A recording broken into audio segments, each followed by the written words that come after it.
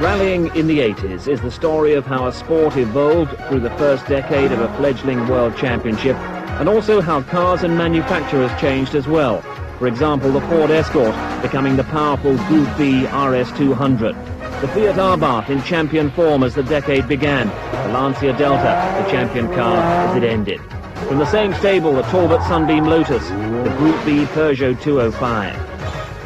It was a decade that saw the four-wheel drive revolution, and it was a decade that saw familiar rally cars turn into the Group B monsters in the never-ending quest for power, speed and performance.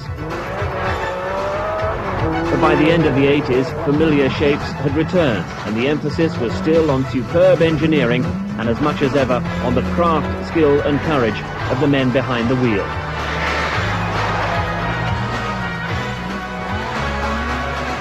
Rallying, and the World Championship in particular, is the supreme test of technology and driving talent, taking place as it does on such a wide range of surfaces and in so many different climates. From snow and ice to high-speed tarmac, gravel stages that shred the tyres, and Britain's forest tracks on the RAC Rally. This is where it was all played out, and few sports have changed as much as rallying did in the 80s.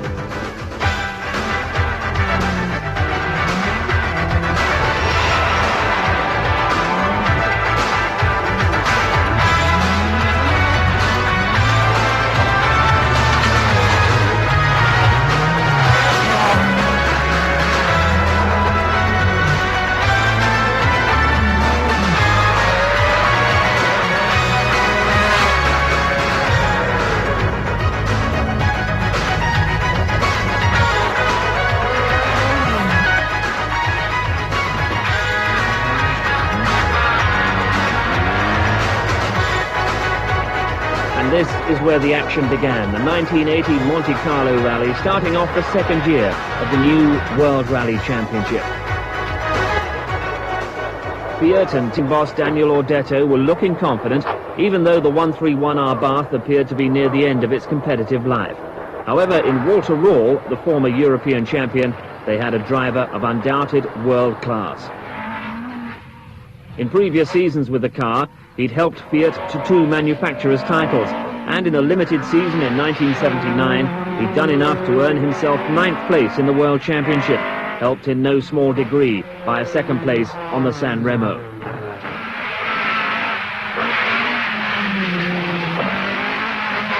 Alongside Röhrl for Fiat was Björn Waldegard, the man who the previous season had become the first ever world champion. And this is the champion style in the works Ford Escort RS.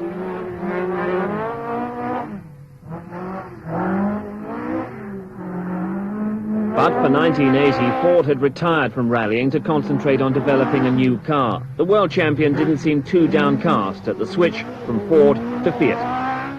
I'm in a quite good team actually, with a lot of experience, and we have done a lot of practice. So I feel confident. We try to do our best. We know that Stratos and Porsche are favorite. They start with the favors. But we try our best. Porsche had a very relevant presence in the sport through previous seasons and had proved especially effective on the Monte Carlo. But not in 1980, as Hannu Mikkola, World Championship runner-up in the previous season, but now another refugee from Ford, went out of the Monte Carlo as the 911 suffered drive shaft failure. Can I have a look at the tire? So the contest came down to Lancia against Fiat, and Bernard Darniche in the Stratos had to settle for 2nd, as Walter Röhrl and Christian Geisdorfer took the victory in what was no longer rumoured to be an outdated car. A victory for Röhrl that laid the foundation for a World Championship winning season. For Fiat, a season that would end with them as champion manufacturers. Datsun were runners-up in the championship with the 160J. In seasons to come, there'd be the Datsun Violet, in which top drivers like Timo Salonen would come to prominence. But new cars for the season, well, 1980 saw a big budget attempt at the championship by Mercedes, but the very heavy 450 SL never really fulfilled the hopes, especially on the endurance events, where it was expected to do well.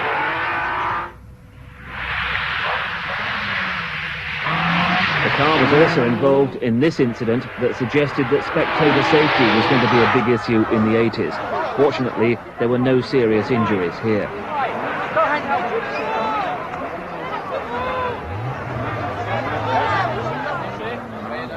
There was a very effective and very potent challenge from Opel, the team masterminded by Tony Ford, and the Ascona 400 promised much for the seasons to come, but delivered victory as early as the Swedish Rally in 1980, the car in the expert hands of Anders Kulang.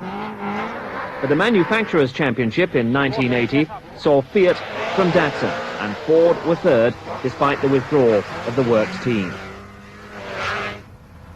It was the efforts of privateers like London-based David Sutton who kept the Escort RS at the forefront. And Sutton had a great driver in Ari Vatanen. He'd come fifth in the 1979 World Championship and was clearly destined for great things. But in the previous seasons, Vatanen, the former steamroller driver from Tupovara in Finland, had been given his first big break by Stuart Turner at Ford, rewarded him with British Championship success. In 1980, he paid back David Sutton in the same way, a British Championship based on consistent results. He's had 8 second places, and we think that it's reliability and consistency that win championships, so we're very satisfied with his results indeed. In fact, this is going to be one of your best ever seasons. It's the best year we've ever had in the history of the company, yes. And with the help of Vatanen, they'd improve on it very soon, especially with Vatanen apparently trying to reform from the flat-out, risk-everything style of his youth. Also helping to make David Sutton's team one of the most impressive organisations in the sport was the arrival of Hannu Mikkola, who was having a vagabond kind of 1980 season, switching between teams like Porsche, Mercedes, Toyota and Ford. But the sight of Mikkola and Vatanen flat out in the British forest was a compelling one, and Vatanen and Sutton were clearly forming a productive partnership. He's very fussy about the position of his seat because he's very tall and very slim. He's very fussy about the position of the pedals because he's got long legs. And he's very particular about the position of his steering wheel because on some steering wheels his legs in fact do cut behind the steering wheel. The other leading ally in the Vatanen effort was in the co-driver's seat, Dave Richards. As the 80s progressed, he'd become a significant team manager in his own right. But on the 1980 Manx Rally, he was reading the pace notes. 70, flat right, 50, flat left. The numbers are all the distances, approximate distances in meters, and then everything else is a basic description on left and right, a variable on left and right. So you've got from minus left and hairpin left, which are the very tight corners, right the way through the scale to absolute left, which is absolutely flat out, sticks out. Absolute left, 150, flat left of a brow, 50 brow, 250, double caution, narrow medium left.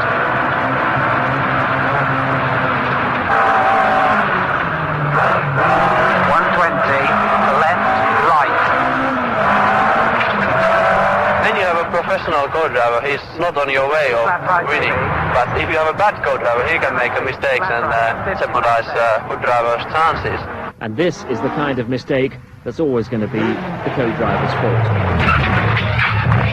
Ari Vatanen with Dave Richards, British champions 1980, and a lot of people's choice for the world title in 1981. Hannu Mikkola, winner of 4 World Championship rallies in 1979, was also on the verge of a breakthrough that went by the name of the Audi Quattro. But in 1980, he was finding the champagne a little hard to come by. And it's not the first time Hannu's done this. I mean, he doesn't know what to do with bottles of champagne. There we go. But at the end of 1980, another young Finn was making an impression. Talbot arrived at the Lombard RAC rally as outsiders, but with Henry Toivonen at the wheel, they emerged as winners.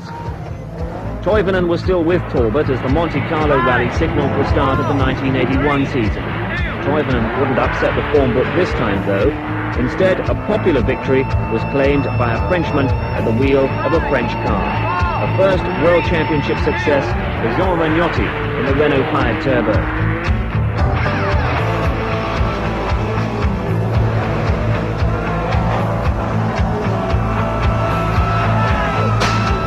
But perhaps the 1981 Monte Carlo will be best remembered for the arrival of the name Quattro. The four-wheel drive revolution had begun, ushered in with 8 fastest times by Hannu Mikkola, after which he was quick to give a verdict.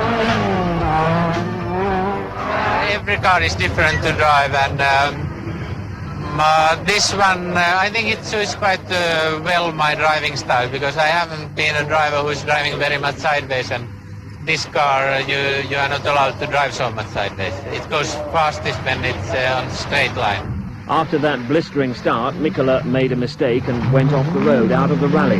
But the sport had been served notice that things were never going to be the same. If maximum traction was a factor, then the Quattro would be the car to beat. And that meant it was tailor-made for its second World Championship outing on the Swedish Rally. And Hannu Mikkola delivered an overwhelming victory that signalled to the other teams that future rear-wheel drive plans would have to be revised. But maybe the revolution wasn't that total, because the car, a heavy and complex machine, was not suited to the tarmac quite so much, and there followed a string of indifferent, if not disastrous, results. In Portugal, Mikkola's car blew an engine after leading at half-distance. In Corsica, both Mikkola and teammate Michel Mouton blew engines, and the 3 team cars were disqualified in Greece after technical infringements.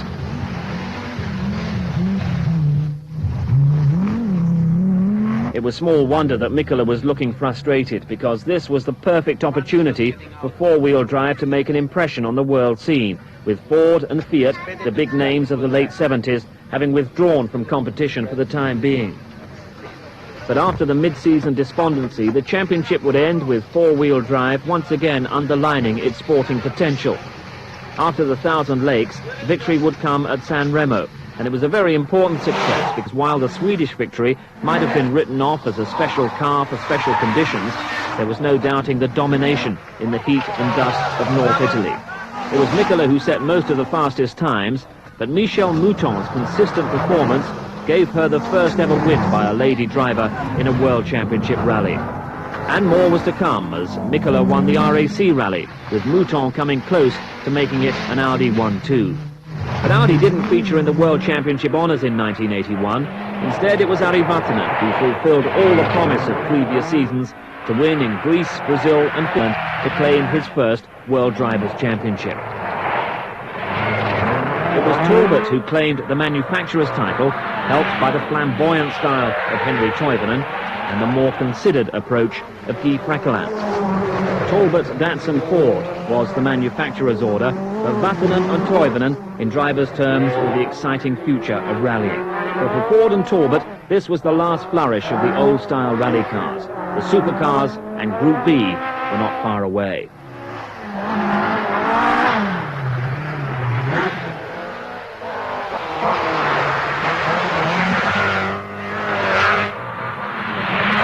The sport was attracting worldwide exposure, and new horizons were opening up. The Safari Rally produced a final flourish for Datsun. But elsewhere, the cameras were being trained on the future, and that meant the new technological opportunities being opened up by four-wheel drive. The breakthrough hadn't been easy for Audi, and there were early pressures and tensions within what had to be a very sophisticated team. Roland Gumpert was brought in to mastermind the operation, but a key personality was always going to be its star driver. Hannu Mikkola had signed his exclusive Audi contract in November 1980, and his input into the development of the car was crucial. First I complain, and then they think in the factory, using all the resources, how they can make the car better, and when they have made it, then they ask me to drive, and I tell them if I like it or not. That's the way how it works. When you are doing this decision, of course it's quite a big responsibility to feel that it's going the right direction. We are part of the development work, so we are getting all the help from factory what they can give, and this kind of factory can give really lot of knowledge and lot of engineers and thinking, so it's we are getting a lot of benefit out of it. I think they are getting quite a lot of benefit out of it, because they can also test the new ideas on our car. The other great success of Audi's first year of World Championship competition was Michel Mouton, brought from relative obscurity to forge a happy partnership with Mikkola. To be with always fantastic for me because first he's a gentleman and second he drives fantastic and I learn very much with him. More in technical point of view and he's really discreet, he's calm, he's every time open, you know, you can go to him and to speak. It's really, I am very pleasure to be with him. For a woman, the problem is, I think to reach the top, the problem is to fight against yourself. Because a woman is more sensitive. And this, at the top, you have to forget. So you have to fight. To say no, not saying that you are too quick. You have to go more and more. And this is a man mentality. And sometimes I have the feeling that I get this man mentality. At the beginning of driving with Quattro, I was trying to teach her what I knew about the car and how to drive it, so she was sitting with me and I was showing it. Suddenly I noticed that she can do it. La troisième et la seconde. La quatrième est parfaite là. La première, bon ça va. Mais la seconde, il faut trop forcer pour venir. Et la troisième, elle rentre pas bien. For 1982, the partnership was joined by Stig Blomqvist, who campaigned at Quattro in the Swedish National Championship. And he promptly won the Swedish Rally, but only after Mouton and Mikkola had collided in a snowbank when an Audi 123 looked likely. Consolation for Michel Mouton came with victory in Portugal, fending off the challenge of Walter Rall, who was leading the Drivers' Championship after his victory on the Monte Carlo. And on the Acropolis Rally, it was Mouton beating the Opel of Rall once again. Yet another celebration for the French driver with co-driver Fabrizio Pons, and more was to follow for Audi, with Mikkola winning the 1,000 Lakes. Following that came success for Stig Blomqvist on the San Remo, Stig responding in spirited fashion after having to obey team orders and follow Mikkola home in Finland.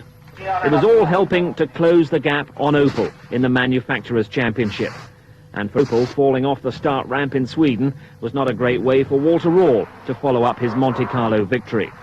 Rall was driving the Swedish Rally for the first time, and in following Blomqvist and Vatanen home in third place, he'd given team boss Tony Fall an insight into the enigmatic style of the former world champion. Walter was using a great deal of understeer. From my days, I remember that if you were in that attitude, if the corner tightened, it put you in a very difficult spot to actually get the car around it. It's the first time I've had a chance to watch Walter's style, and although it's very fast, it must be very brave to be able to do that all the way. It creates some exceptionally good times, and the car stays very stable. You must have intensively quick reactions to be able to switch the car from an understeering situation into an oversteering situation in the middle of a corner. Rall's consistency throughout the season took him to his second world title. By the time he'd clinched things on the Ivory Coast, he'd signed a 1983 contract with Lancia, and so was a last-minute absentee from the RAC. Where's Walter? I should think he's on his way back to Germany now. And what's the reason for that? I don't think he really had his heart in this event, and we felt it better that it would be somebody that was a bit more hungry, could give us a better result. So you just made the decision to sack Walter Rall this morning before starting the rally? Sack him, we just suggested it might be better for everybody concerned if he went back. I just get 1 hour before the information from my chief that I'm free, I can go home, and I think what's maybe also sure, if you are already world champion, you are not motivated like you fight for a world champion, and my team is afraid that maybe I am not enough motivated and it's better to send me home, and of course I respect it and I'm very happy about this one. It had been a frustrating year for Hannu Mikkola, but a dominant win on the RAC was consolation, and at the last round Audi were able to take manufacturer's title from Opel, but once again the story was moving on. And it moved on in the shape of Group B, the new category that allowed manufacturers to design purpose-built rally cars with only 200 road-legal versions needing to be produced. The Lancia Rally was one of the first genuine examples, and in 1983 it would be driven by Walter Rall.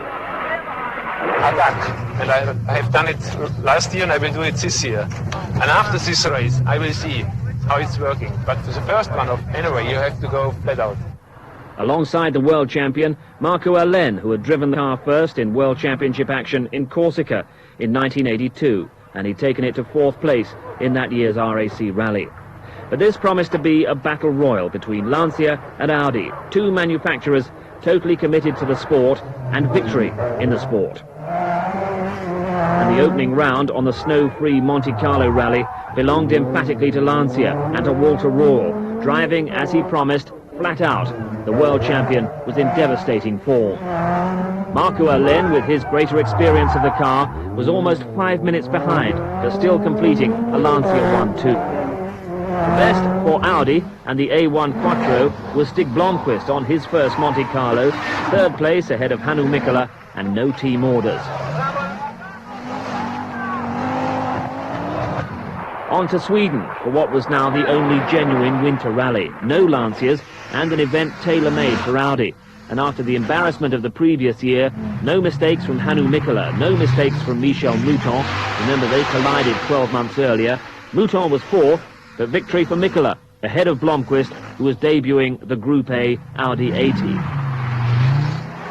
Portugal is always going to be a tougher prospect. Audi against Lancia once again.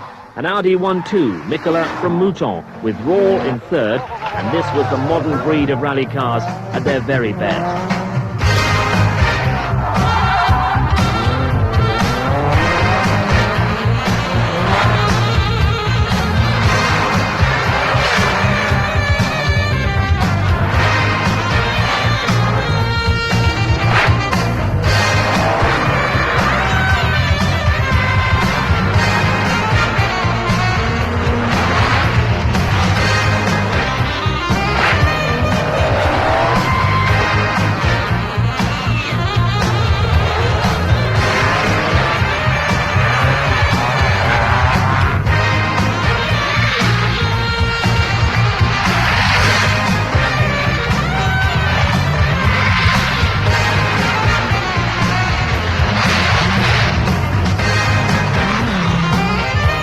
By the time the championship reached the sunny shores of Corsica, things were looking good for Mikkola and Audi. Mikkola's second place on the Safari behind Vatanen gave him a 28-point lead in the championship. Mouton second, Vatanen third.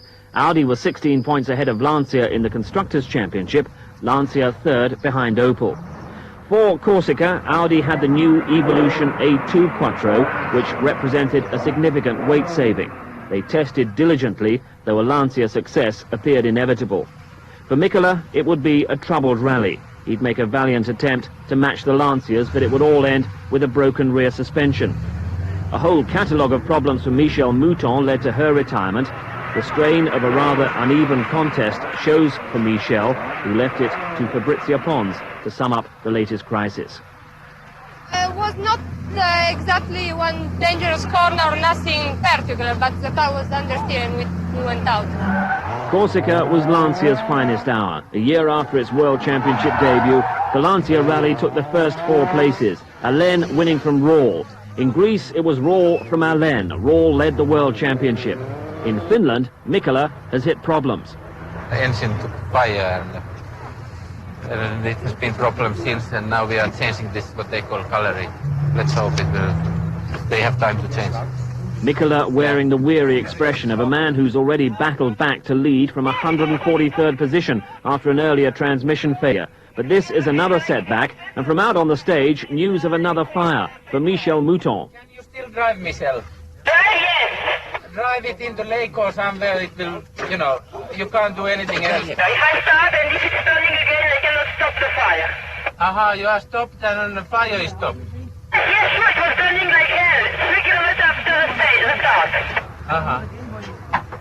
Mikkola offers advice, but really he's in enough trouble himself, and it's about to get considerably worse when they try to start his car. Joking and said, try to go to the lake, but first I didn't know where was the lake, and secondly, I think I'd prefer to stop the car than to swim. What is this? Kind. But why it's like this? Mikkola sees that the fuel pressure is dropping and time is running out. It's going down. But...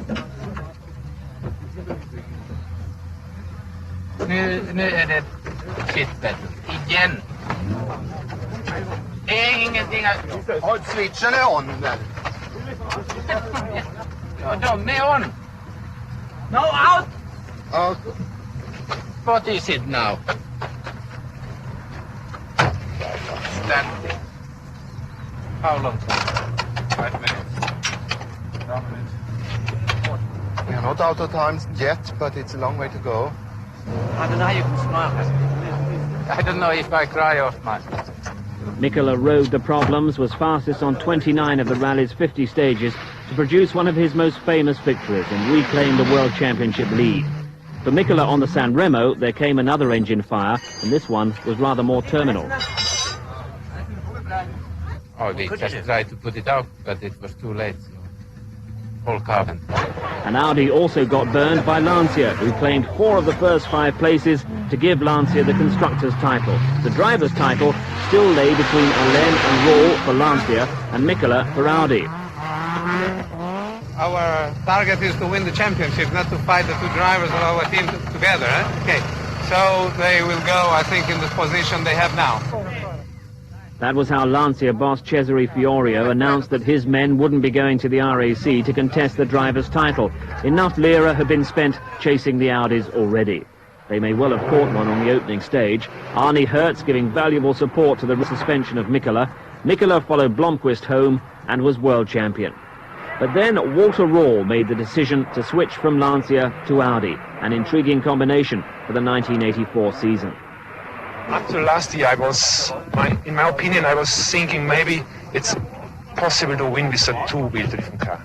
But in last year, I saw and I learned that it's no way to win without 4-wheel drive. If we remember my winnings in Acropolis in New Zealand, it was just luck.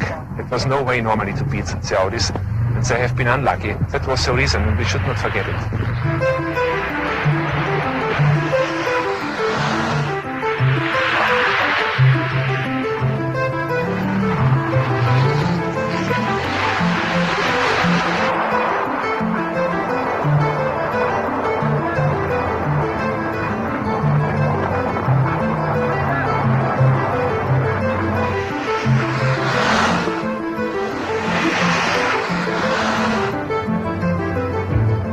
This morning, first time I was left foot braking. I always said I can't believe that it's necessary to make left foot braking, but now I understand it's really necessary, otherwise it doesn't turn.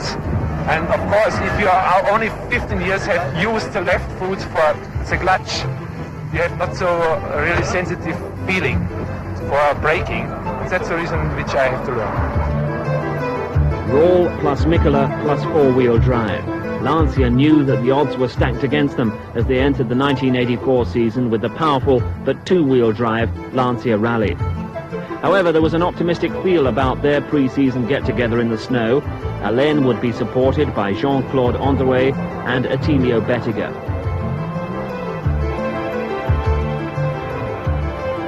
And as the trio put on their own Audi-style ice show, Alain pointed out the advances that had been made in the close season.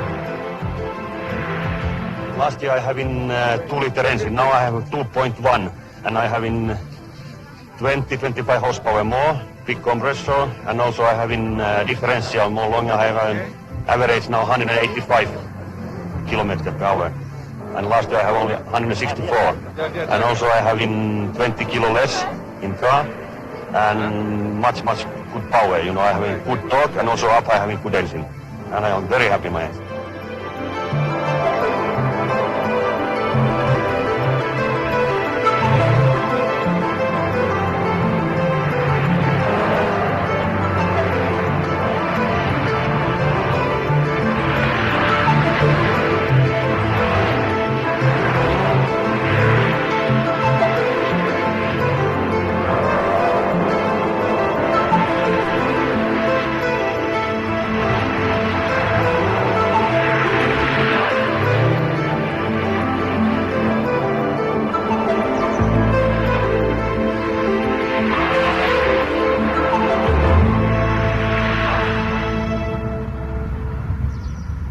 It was going to be a snowy Monte Carlo to start the season, certainly favouring Audi, and also surely a great help to their Scandinavians Stig Blomqvist and Hannu Mikola. Audi did score a 1-2, took all the major honours on the event, but it was Walter Rall who upset the predictions by claiming victory while still struggling to get used to four-wheel drive.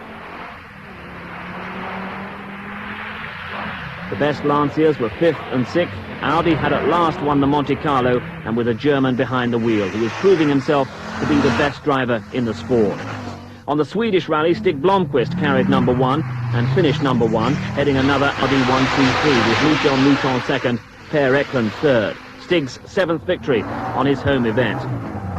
On to Portugal, victory for Hannu Mikkola. Marco Alen took second in the Lancia, but it was a dismal season for Lancia, and no one seemed capable of challenging the domination of Audi. That was until Corsica, when Ari Vatanen donned the colours of Peugeot to take the wheel of their new Group B challenger, the 205 Turbo 16, of which not a great deal was expected. Honestly, I don't think our cars should finish, because they are new, but I hope that before the cars start to have problems, they show how competitive they are. I must admire our team for getting everything ready.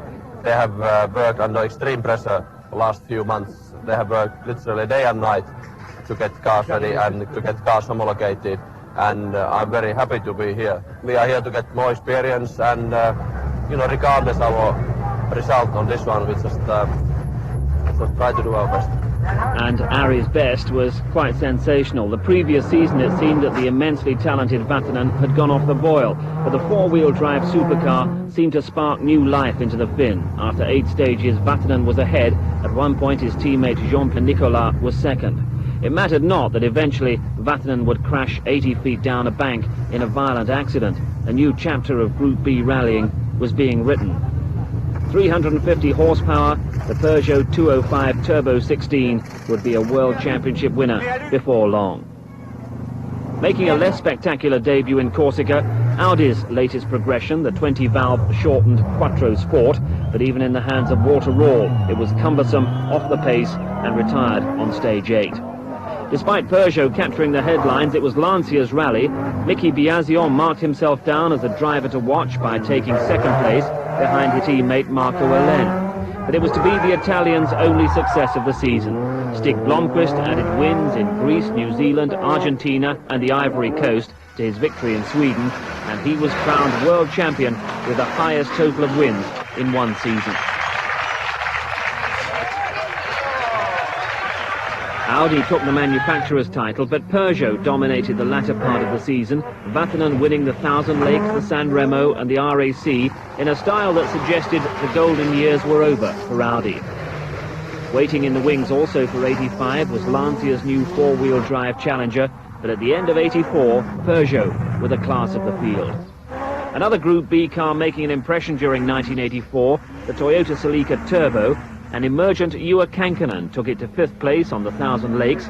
Per Eklund got a top 3 place on the RAC, but the highlight for Toyota was the victory for Bjorn Valdegaard in their first attempt on the Safari Rally.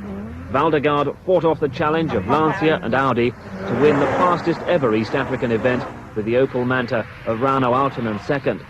An Opel who had moved from the Ascona to the Group B Mad 400 was strong on presentation but short on results, at least as far as the World Championship was concerned. But its development was in safe hands, campaigned as it had been by Henri Toivonen and Ari Vatanen through 1983, albeit with only modest success.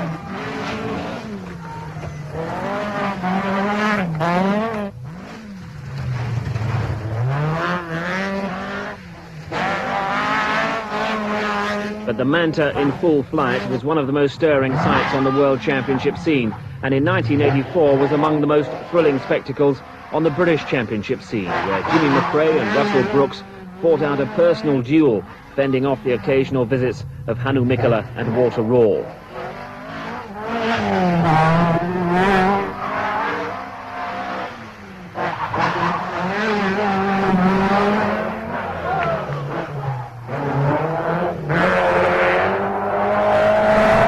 This is Russell Brooks, fully committed on the Manx Rally, but the RAC was the highlight for him and for Opel. Brooks took 5th on the World Championship round, Jimmy McRae 7th, and Bertie Fisher 9th. So on the World Championship scene were Nissan with the sometimes unwieldy 240 RS, campaigned valiantly for 2 years by Timo Salonen. In 1984, Salonen produced a string of top 10 finishes, including 7th on the Safari, 6th in Greece and 4th in New Zealand. The year finished with Salonen taking 6th place on the RAC to finish 9th equal in the World Championship. But for 85, Salonen would be off to Peugeot, where his undoubted talents would receive real reward. Others to campaign the Nissan with less success than Salonen included Shekhar Mehta and one of Britain's most popular rallying personalities, Tony Pond. Pond had been a presence on world events since the mid-70s. 1983 in Corsica, he was overcoming the odd problem to bring the Nissan home in 7th. At the end of the 1984 season, Pond could be seen campaigning a Rover Vitesse in the British Championship, his flamboyant style very much in evidence.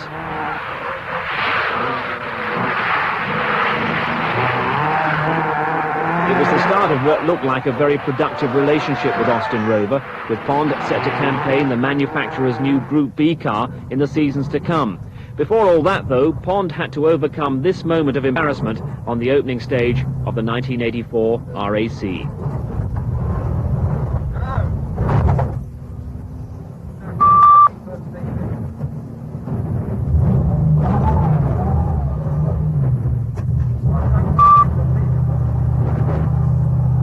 Let's get out and have a look. The number plate summed up the mood, and it was an incident that took Pond and his co-driver Rob Arthur quite some time to live down, coming as it did on a rather innocuous spectator stage prior to the serious action. You can see the force of the impact from the driver's helmet there, but the car took the worst of it.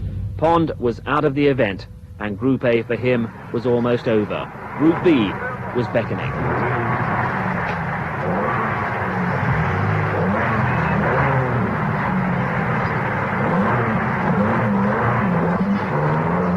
Group B for Pond came in the form of the MG Metro 6R4, ARG's new Group B car that Pond had been testing and running in some of the national rallies in 1984.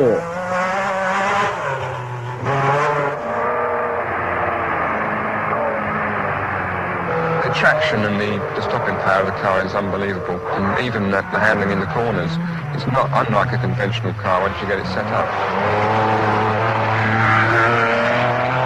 Everybody's got the traction, everybody's got relatively good brakes with four-wheel drive, but I think we're better in the braking department, and we're certainly much better in the handling department. It all represented a major effort by Austin Rover, and with Ford also developing the RS200, Britain were apparently going to be well represented in the new age of World Championship rallying. The 6R4, four-wheel drive, non-turbocharged, with that distinctive wing set well clear of the bodywork, Austin Rover would soon have completed the 200 units required for homologation into Group B, and they anticipated by the end of the 1985 season they'd be ready to take their place in a very high-powered competition. Also waiting in the wings, four-wheel drive for Lancia, the new Delta S4 to replace the aging, outclassed Lancia Ralli. The last few weeks of the 1985 season promised much. But in the meantime, the task was to vainly try and halt the progress of the Peugeot 205 Turbo 16. As it turned out, an understrength Lancia could barely get Mickey Biasion into the top 10, although Walter Röhrl took third in the Audi Sport Quattro ahead of Salonen, but behind the all-conquering Vatanen. There was a more worrying factor. The crowds were bigger and more unruly than ever, lured by the dramatic performance of this new breed of car. Vatanen was having to try exceptionally hard after incurring an 8-minute penalty for checking into a time control early. He went off into the packed crowd here. No serious injuries, and Vatanen continued his spectacular fight back to victory, but there were increasing concerns for the safety of spectators and crews. Vatanen won in Sweden and then retired in Portugal, where Salonen claimed his first victory. But here in Corsica, Lancia was certainly under pressure to produce something. They were still rated as the fastest on asphalt. But this would be a last sad view of Attilio Bettiger. On one of the opening stages, he went off on a fast right-hander and was killed instantly. Bettiger had been seriously injured in a crash on Corsica in 1982. But now the 32-year-old, one of the true gentlemen of the sport, was dead. Great tragedy and a great driver. He was less of the superstar type, which I liked actually, than some of the drivers. Very genuine chap and a very popular driver. The debate began whether the accident was the fault of the almost Formula One level of power that the cars had, or whether it was just a rallying accident. Most felt the latter, but not many were confident about the safety of the sport. Through it all, Ari Vatanen appeared to be the Group B driver supreme, although after further wins on the Acropolis and New Zealand, Timo Salonen had taken over the leadership in the Drivers' Championship. But Ari's fight back here on the Monte Carlo remained the season's highlight so far. All the despondency felt after co-driver Terry Harriman's mistake dispelled with a quite exhilarating display of flat-out driving. All the more horrifying then when Ari himself was the victim of a violent accident in Argentina, the car cartwheeling at around 120 miles an hour. Terry Harriman was able to lift himself from the wreckage, but Vatanen was gravely injured with a crushed chest, broken leg and fractured vertebrae. His chances of survival looked remote. If it wasn't for a helicopter, which arrived very soon and took me to the nearest hospital, I mean, because my internal bleeding was so severe, that could have been the end, or would have been. And then afterwards, in Finland, when I was operated in Finland, there were critical moments. It was a miracle that I survived, but I'm twice as happy to be here now. For the next year, it wasn't only a physical but a psychological battle that Vatanen had to win to reclaim his rightful position at the top of the sport. But there was no doubting that the presence of Peugeot's team helicopter, which had been following the car on the stage, as it always does, was a key factor in his survival.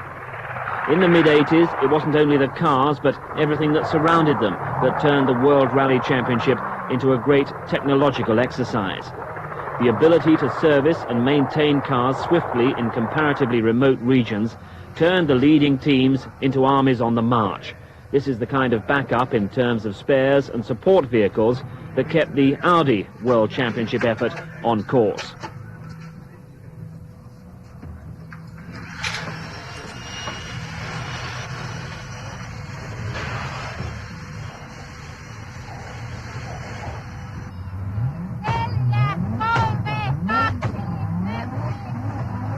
In Finland, on the Thousand Lakes Rally, Stig Blomqvist, second in the championship behind Salonen, had hopes of beating the Finns on their home ground, his Quattro spouting steam from the new water-cooled brakes that were having a tough job slowing the 1,200-kilogram car.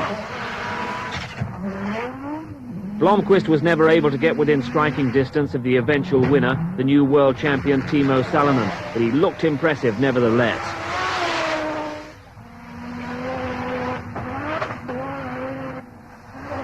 Immense speeds right through the field on the switchback stages of Finland. This is Bjorn Valdegaard in the Toyota Celica GT, 7th here on the Thousand Lakes, but Valdegaard had a pretty good season with 2 second places that left him 7th overall in the World Championship.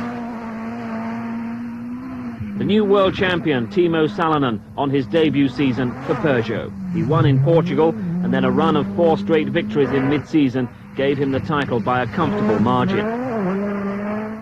Toivonen had missed most of the season with a neck injury after a heavy accident here in Finland.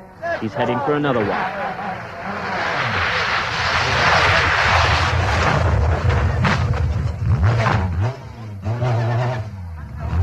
A classic rally accident, steering hard over, wheels locked up and heading straight off. Just look at the effort it requires to get Toivonen and co-driver Juha Pirinen back on the stage. And bear in mind that at the end of all this, they still managed to finish 4th.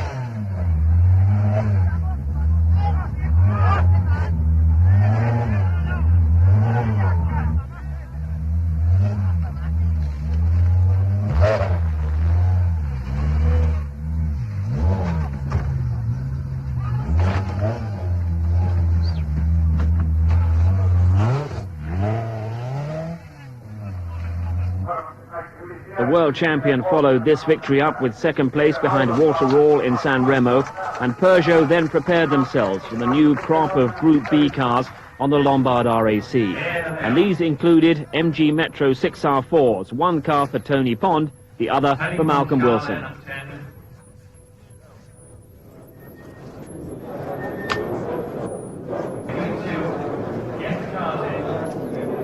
Cars delivering 420 horsepower from engines bred for rallying.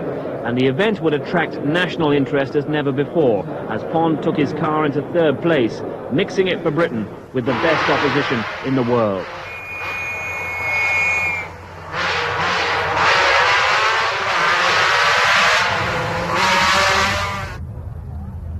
Also making its debut, the new four-wheel drive Lancia Delta S4, one each for Henry Toivonen and Marco Alén. It was the best entry of the season and produced a competition to really excite the biggest crowds for an international rally in Britain.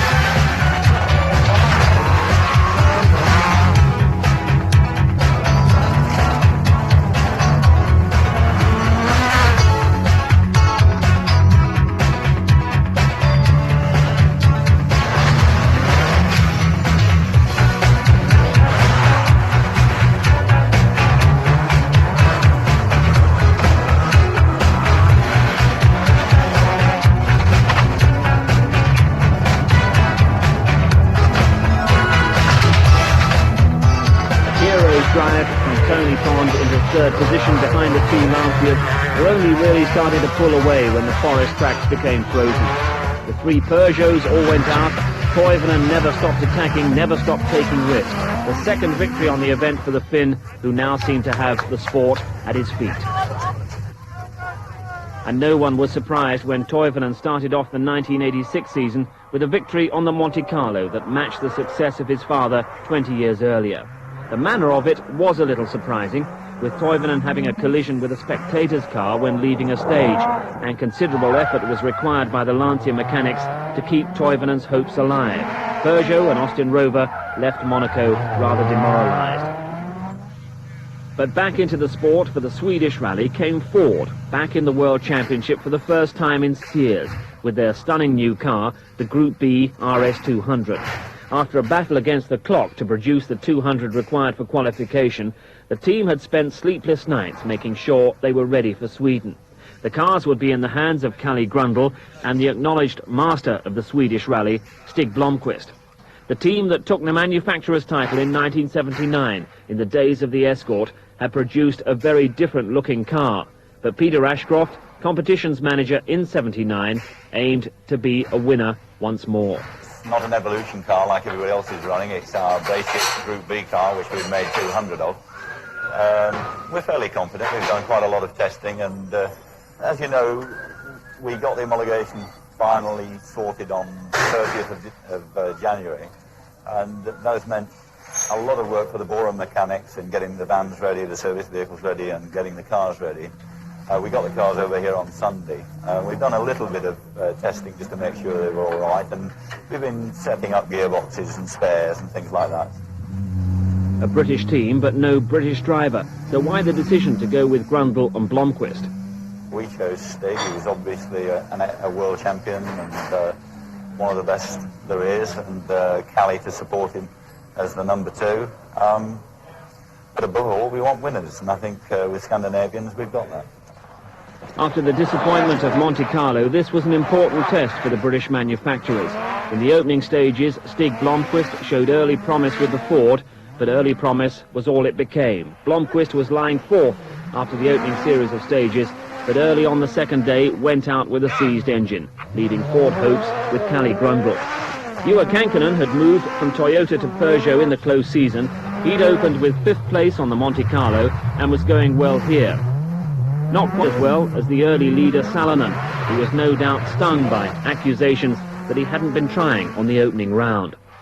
Austin Rover fielded Per Eklund with Malcolm Wilson, not an event they were overly optimistic about, and sure enough, it was to end in disappointment. Eklund went out after the first stage with engine problems, and now after 13 stages, it's Wilson in trouble as well, problems that would appear to be pretty fundamental. Frustration is starting to set in for Austin Rover, who apart from the excitement of the RAC, are seeing little return on their investment of money, time and expertise, and now time is running out for Malcolm Wilson.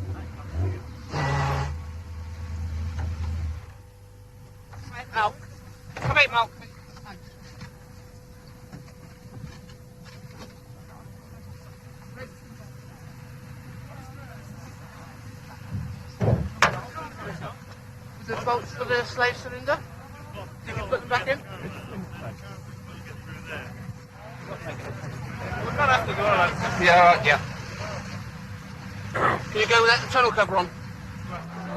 Wilson's rally was over, but it will be a splendid result for Juha Kankkunen, his first World Championship victory in Europe and one that set him up for a serious challenge on the title. Although there would be stern opposition from Marco Alén, who came second, and indeed Henri Toivonen, who led at one point until turbo failure. And all was not total despondency for Ford, who saw Kalle Grundle drive steadily into third after the earlier failure of Per Eklund. But the winner in Sweden, Juha Kankkunen. Monte Carlo, we were a little bit unlucky with the tires and then everything went well, but now everything seems to be working, and Timo was incredible beginning, so I think in Portugal and when we get to gravel we have something to say also. Portugal was certainly an eagerly awaited event, but no one could have fully appreciated the story that would unfold. We were set for the most intriguing round of the championship, but in front of the sport's most excitable crowd. And the scenes at the first stage at Sintra confirmed the driver's worst fears. The Lancia of Marco Alén powers through a human tunnel of spectators. In similar fashion, Walter Rall, wanting to drive on the limit, but one mistake in the Audi would have certainly spelt disaster for the crowd a few feet away. Stig Blomqvist in the Ford RS200, and it was the similar car of Portuguese champion Joaquim Santos that was involved in the tragedy a few minutes later. Santos had come over the brow of a hill to find the road blocked by excited spectators. He had nowhere to go except to plough into the crowd. The eventual toll was 4 dead, 31 injured. The reaction was horror and anger. Ford boss Peter Ashcroft had no hesitation but to pull out of the rally, here breaking the news to Kalle Grundle. Withdraw, Carl. Yeah, we're pulling out. I think 2 people have been killed and a lot injured. And my instructions from head office have warned I'm very sorry for you both because you don't like this rally. bad feelings I have bad feelings during the whole recce for this rally. I'm really sorry for you and the rest of the boys, the team and Stig, because you've all worked so hard and it was going to be pretty good. But I understand completely. As a mark of respect for people, and we've gone on record saying, that we were concerned about crowd control. We said it in our press conferences, and I think we've got to pull out. Okay. Okay. I understand. What have you told your drivers? I said that we've got to withdraw from the event. They're going to the next time control to hand in their cards. And I'm going to see the organisers now and withdraw the entry as far as we're concerned. We've said for a long time we're concerned about crowd control. We said it in our press conferences. And I'm afraid it's happened. There's been a terrible accident, and as a mark of respect for the people that have been killed and injured, then I think we've got to pull out. It was an RS200, it was a Ford Motor Company entry, and we're very, very sad about it. It was nothing, I don't think, Santos couldn't do anything about it. He went over a brow, the car was more or less airborne, it landed on the road, and there was just people blocking the road. Simple as that. And he reacted and turned the wheel, and the car went into a slide because it's very, very slippery out there. And he took about 20 or 30 people off. Now, exactly what the injuries and condition of that is, I don't know until we get an official answer from the organisers. Sorry it happened to happen to you. It had to happen to somebody. Sorry. Okay. No. Fine.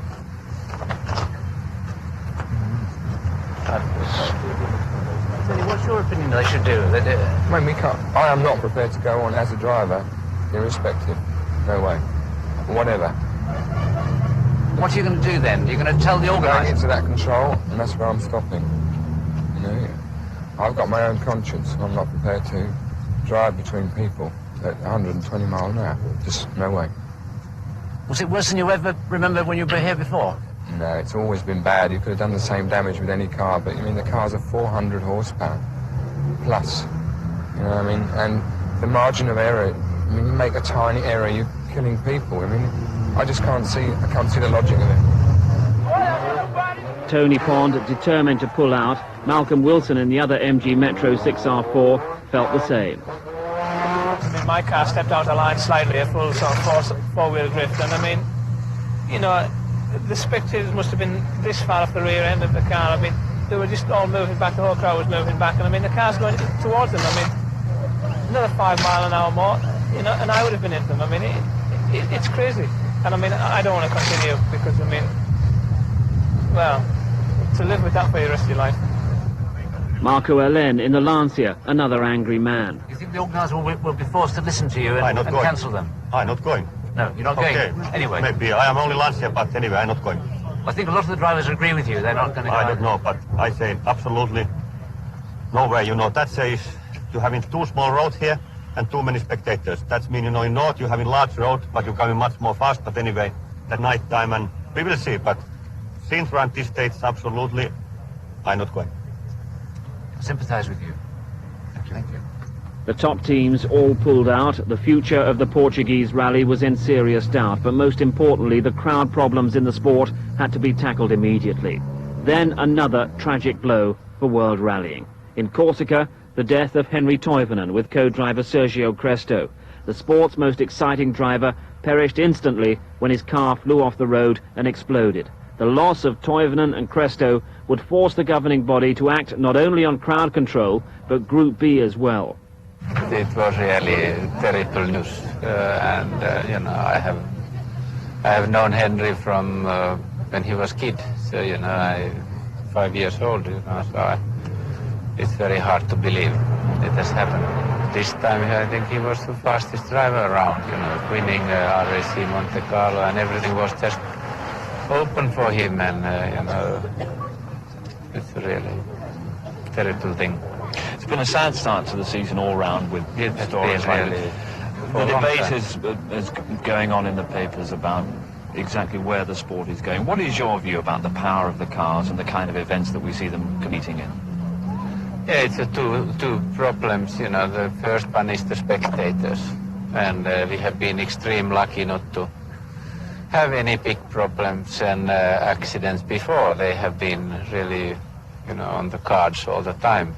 And now it looks like we are getting nearly every rally something. And of course then, driver's point of view, cars are very, very fast now. And of course your reaction time is much less what you used to have. And every bend is, you know, you have to brake and decide the speed. So it makes it much more difficult, you know. And if I think, you know, I have been driving maybe already 23 years, so we used to have a good races even 15 years ago. What is the answer, though? Do you think there is a crisis facing the sport at the moment? When rallying has become so important, like it is now, publicity and all the factories, of course, are trying to do their best, and when the factories are putting money and all the knowledge what they have got, it's just one way to go, and that's forward. And so you have to be very careful when you make the regulations, because normally people intend to go around those. So it has to be simple regulation how to reduce the speed. FISA acted with speed and authority, declaring that the 1987 championship would be for Group A cars. The Group B supercars were effectively banned after 1986, but Audi made their own decision and decided to withdraw from the sport immediately. For Lancia, it was a task of rebuilding the season that had begun so well. In Argentina, they bounced back with a 1-2 result, Biasion and Alen.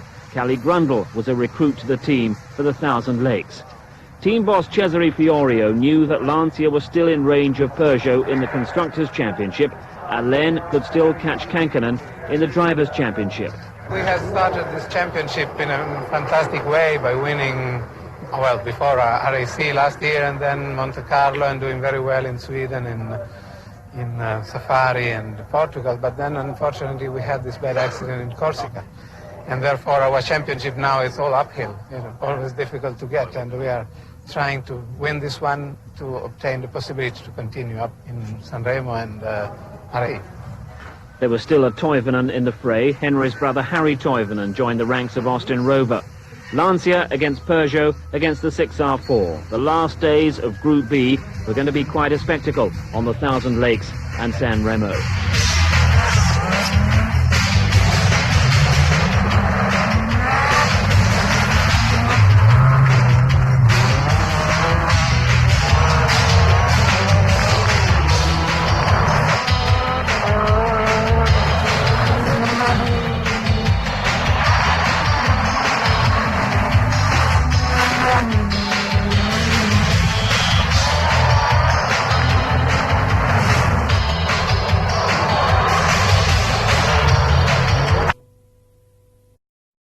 Lanciers, even if they were struggling to match the durability.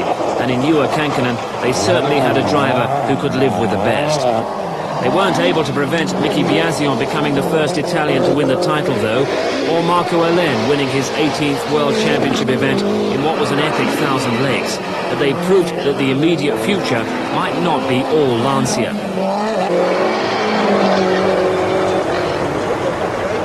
This heightened sense of competition was also lifting the speed and spectacle of World Championship rallying, and it was once again heightening the danger as well.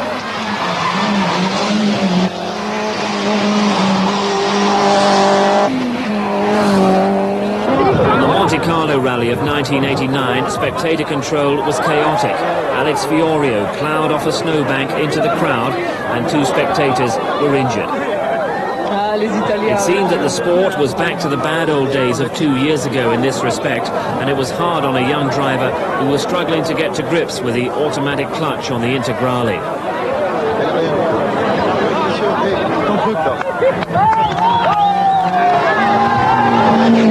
Later in the event, though, Fiorio was involved in a more tragic and freakish accident. When his car left the road with a punctured left front tyre, just down the bank were Lars-Erik Torff and his former co-driver Bertil Rennfeldt, and both were killed. The kind of incident that will always be a hazard of the sport. Torff was a distinguished driver with a fine record on the African events, and his 3rd place on the Swedish rally the year before showed what he might have been capable of in years to come. The opening exchanges of the season, Biasion won the Monte Carlo and won also in Portugal, East Africa and Greece. Didier Auriol won in Corsica, and Lancia were in charge again. The challenge of Toyota having failed to materialise. After Greece, Biasion on left had a 30-point lead in the championship, and Toyota, despite Kankkunen and Carlos Sainz, were over 60 points adrift in the Constructors' Championship. The Acropolis rally had seemed suited to Toyota, with all their experience and success on the Safari, but the cars didn't appear strong enough, or when the opportunity arose, quick enough. All 4 entries retired. Mazda had started the season well, with victory in Sweden, which was being run as the opening round. Ingvar Carlsson achieving a World Championship victory at the age of 41, but without any significant opposition from Lancia. Timo Salonen seemed to have the rally won, and he crashed into a snowbank. These had been lean years for the former champion, struggling to make an impression with Mazda after his good years with Peugeot. But the Thousand Lakes rally would provide a highlight, where Timo was joined in weighing up the problems of the Mazda by Hannu Mikkola. Problem is the engine size. You know, we haven't got the same power than them, but certainly handling is same class than their car. Also in Finland, Ari Vatanen with the Mitsubishi Galant. 4-wheel steering on the Galant. Vatanen perhaps exaggerating the heaviness of it when he gave the car its debut on the previous year's RAC.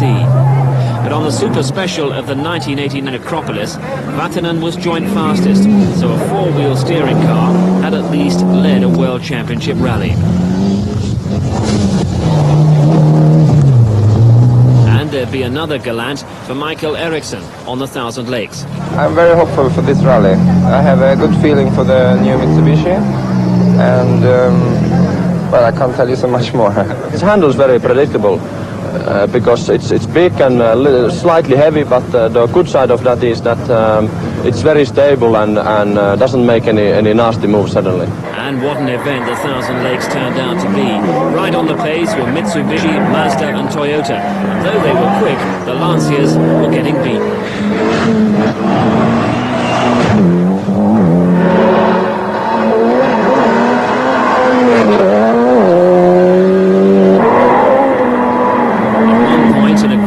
There was the unprecedented sight of Carlos Sainz leading the Thousand Lakes, a Spaniard winning in Finland. And as you can see, it all became a little too much for the man from Madrid. I missed the event too fast. And it was all too much for Lancia as well. Didier Auriol went out with accident damage, Marco Allen went out with a blown head gasket, and even the world champion Miki Biasion wasn't in the mood for things and never came to terms with the particular demands of the Finnish forests.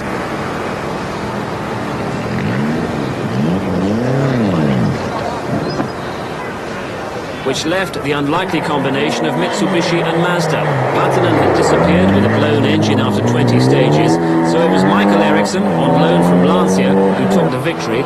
Eriksson ahead of Timo Salonen in the Mazda, the former world champion with his best result of the season.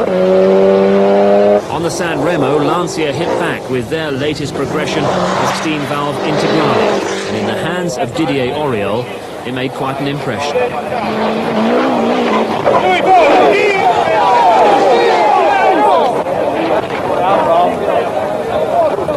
Auriol and co-driver Bernard Ocelli surprisingly unscathed. But proof that the sport was once again up to Group B speed and performance, and this was a Group B kind of accident, thankfully without the sad consequences of previous years. Auriol had been leading the event at the time. Clearly there's been an advance in roll cage protection for the crew, and it was much needed. All it took was a deceptive bump to throw the car offline, and the driver loses all control. Auriol emerged from it a shaken but wiser man. Yeah, I arrive flat, I remove, and no, it's not a crash. But okay, it's mistake, but never I have think that I can do that here, because on practice it's alright, and it's alright. Up ahead in the rally, better things for Lancia, as a storming drive from Mickey Biasion makes his World Championship title safe. With the job done for both constructors and drivers, Lancia declined to contest the last World Championship rally of the decade, the 1989 RAC. So Toyota were the favourites, and each of their 4 cars led at one time. But just like on the Thousand Lakes, Mitsubishi were putting up stern opposition. Ari Vatanen in one car, Pentti Ricola in the other. Ari Vatanen dropped out of contention with a roll in Grisdale. The British driver David Llewellyn was the first to lead for Toyota, the first time there'd been a Briton in front for 8 years. He remained a name to watch in the 90s. There were others who were nearing the end of their careers, Jimmy McRae there, and his old rival Russell Brooks.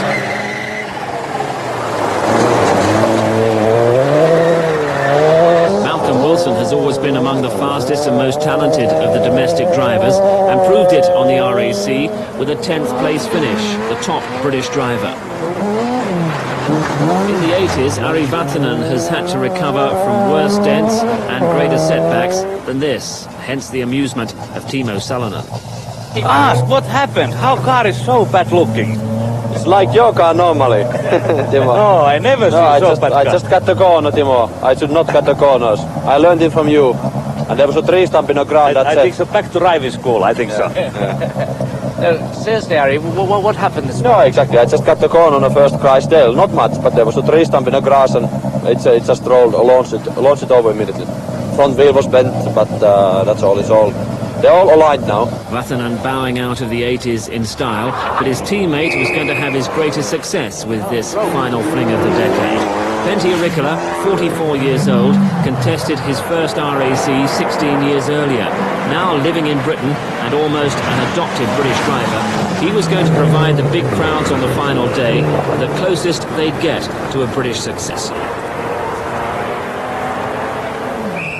Carlos Sainz led into the final series of stages by barely 30 seconds. In theory, he could hold a Ricola off, but a broken prop shaft put paid to his dreams of success on the RAC. So a World Championship victory at last for the man who'd been trying for 17 years. A Ricola had begun with a Ford Escort in World Championship events. The supercars had come and gone. Group B had come and gone, and now he'd made it. And the venue for the first low-key celebration was a motorway service area just off the M1. And across the car park, Toyota and Carlos Sainz were trying to come to terms with yet another big disappointment. We were trying maximum, absolutely. Which is all you could ask. Carlos Sainz allowed himself a glance across the car park to the final winners of the decade. Ronan McNamee, Pentti Ricola and the Mitsubishi Galant, a car that lived up to expectations. Fantastic all day through, and it's just an incredible enjoyment when you drive a car which does what you want to do it, and unbelievable feeling. And Ronan McNamee.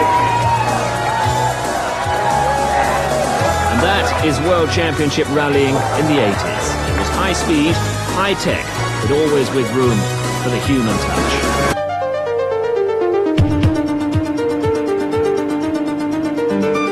A new era dawns for one of motorsport's toughest contests, the World Rally Championship.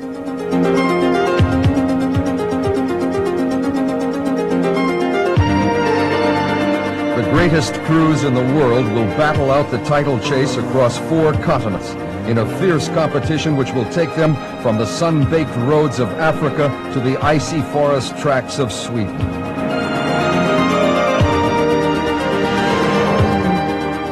Banished from the fray now are the Group B supercars. Their fragile plastic bodywork and potent 600 brake horsepower engines have been replaced by the more recognizable Group A production or touring cars.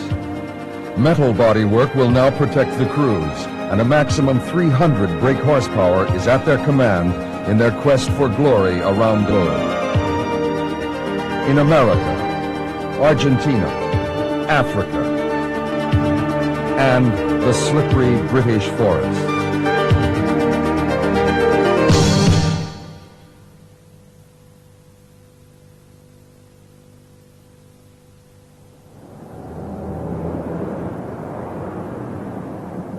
A sun-soaked Monte Carlo, playground of the rich and famous, hosts the all-important opening round of the 1987 series. Just 6 brief weeks have passed since Marlboro's Juha Kankkunen won the 1986 world title. Now Kankkunen takes up the cudgels for his new team, Lancia. The dashing young Finn has never won the historic Monte, nor has his teammate, the talented and determined little Mickey Biasion. And Biasion would dearly love 1987 to be the year when he becomes the first Italian ever to win the coveted Drivers' Championship.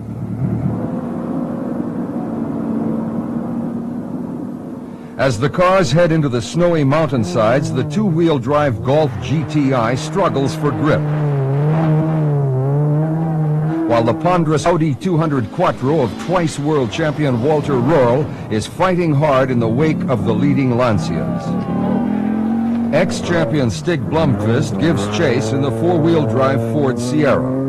Marlboro's Timo Salonen has already retired, but the forgiving snows help the Mazda of teammate Ingvar Carlsson. The 1986 Group A champion Kenneth Eriksson is as spectacular as ever in the Golf, but all eyes are on Lancia, the team to beat in 1987. Newman Kankkunen listens intently to legendary team boss Cesare Fiorio, while the team's mechanics concentrate on the all-important tasks, skillfully hand-trimming the tire treads to cope with the treacherous terrain which lies ahead. And Marlboro's Mikael Eriksson warns his teammate of possible icy hazards. Kankkunen seems confident enough. It's gone quite well this morning, no problems. And now we try to change the gearbox and we will see how it goes. Röhrl's Audi cannot keep pace with the deltas of Biasion and Kankkunen. Under team orders, the two Lancia drivers head for the deciding stages. The famous Col de Torini will determine the winner.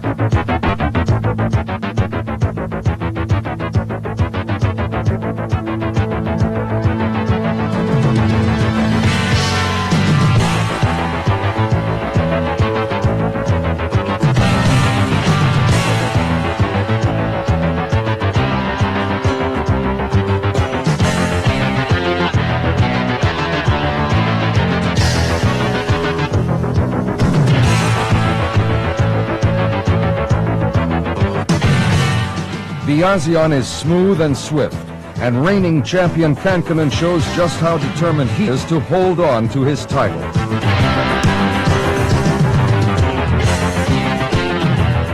Former fighter pilot Kalle Grundle rushes on in his Ford Cosworth, but no one can make an impression on the battling Lancias, simply in a class of their own at the head of the field.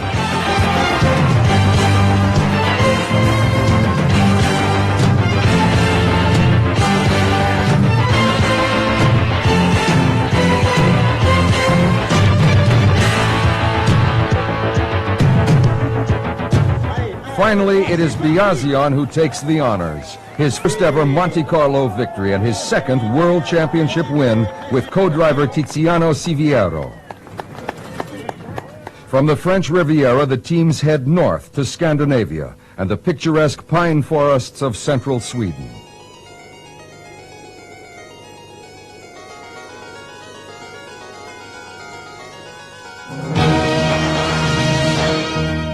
Here on the snow-clad surfaces, former world champion Stig Blomqvist displays the arrays of skill and artistry which have brought him victory in his home event, a record-breaking 7 times.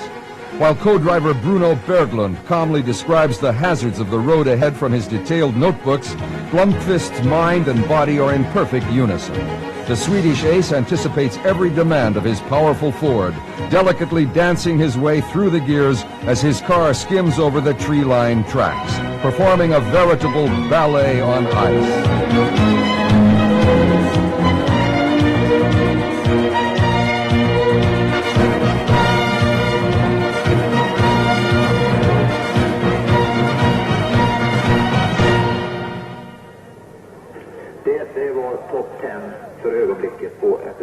This year it is Marlboro's 1985 world champion Timo Salonen who excels in Sweden for his new team in the four-wheel drive Mazda.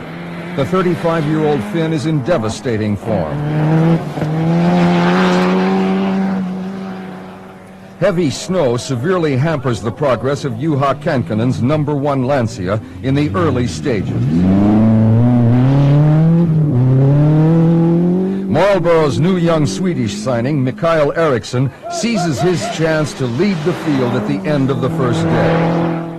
Fellow Swede Kenneth Eriksson flings the two-wheel drive Golf over the snow with abandon. Ingvar Carlsson is no less anxious to impress in his Mazda 323. But the wily Salonen is determined to succeed.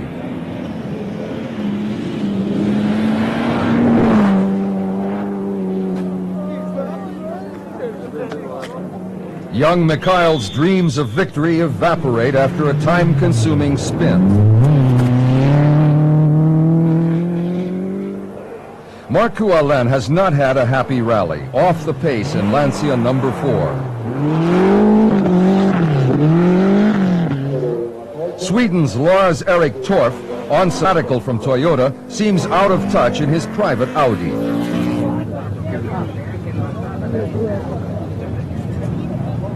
How are the stage conditions? What are they like? Very bad. Salonen takes everything in his stride. As the Mazda mechanics carry out routine service, it is Timo who is very much the man in control. I think so. We must go. We must go time control.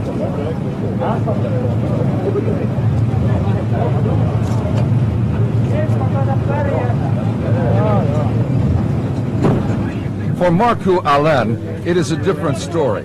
This has simply not been a good rally for the Big Finn. Despite engine problems, Kankkunen is now third, points which could prove crucial at the end of the year, as he well knows. Cocooned in the cockpits of their thoroughbred machines, the world's top drivers at work display their breathtaking response to the demands of Sweden's snowy challenge.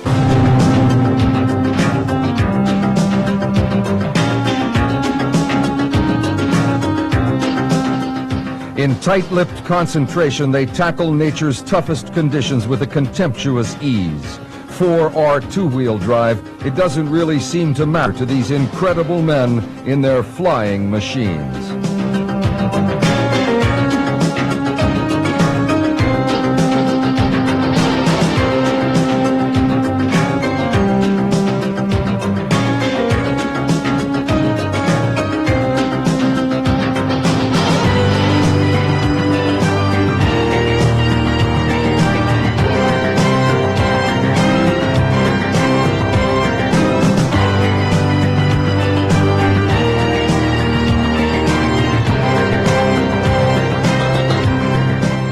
Salonen and Seppo Harjanne take victory in Sweden, the first ever World Championship win for Mazda Rally Team Europe. Mikael Eriksson is a worthy second, and third-placed Kankkunen moves ahead in the driver's table. From the sub-zero temperatures of Sweden, the teams venture southwards to the magic of Kenya and the strength-sapping heat of the greatest of all African adventures, the Marlborough Safari Rally.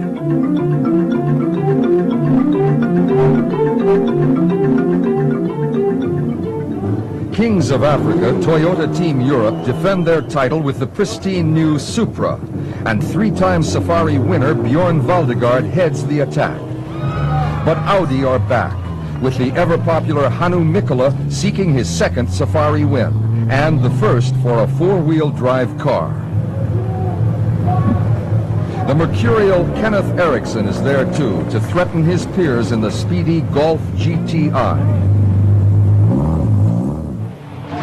Valdegaard's three Safari triumphs cover a decade, with victories in 1977, 1984, and 1986. While Mikkola's first win came way back in 1972 for Ford. Ford are back in Kenya in 1987, but the luckless Stig Blomqvist never really challenges the front runners, despite all his efforts. Sweden's Kenneth Eriksson underlines his potential in the Golf. But the real battle for the lead between old rivals Valdegaard and Mikkola rages through the splendors of the Kenyan countryside.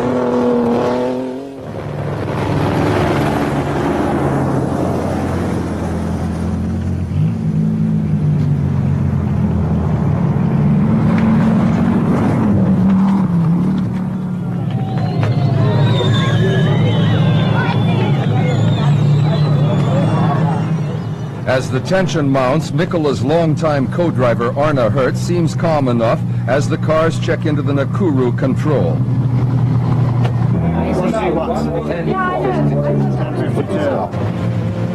Peter Diekman knows that he and Eriksson still pose a threat to the front runners. Mikkola is philosophical. You know, it's a very rough roads, you know, much rougher than we are used to, and not so much time into service. Valdegaard, practical. To be on the lead now. It feels nice to be leading, but it's a long way to go. And veteran Rauno Aaltonen will never give up that elusive chase for Safari success, which has spanned more than 2 decades, as he pushes on in the Opel Kadett GSI. The old fox of African rallying, Valdegaard, and Mikkola continue to dispute the lead.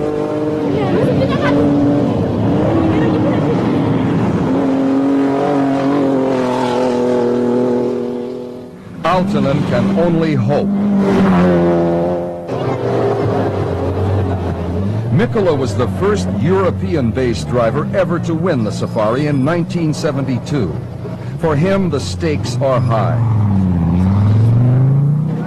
Valdegaard is chasing his 4th Safari win. Eriksson believes he can win, but he is chasing 2 former world champions. Storm clouds are gathering.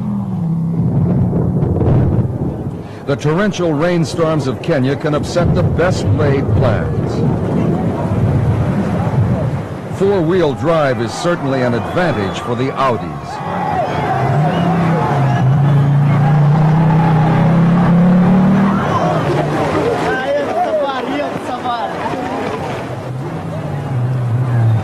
Valdegaard's engine gives up, and Eriksson's brave fight also comes to an end. As Kilimanjaro looks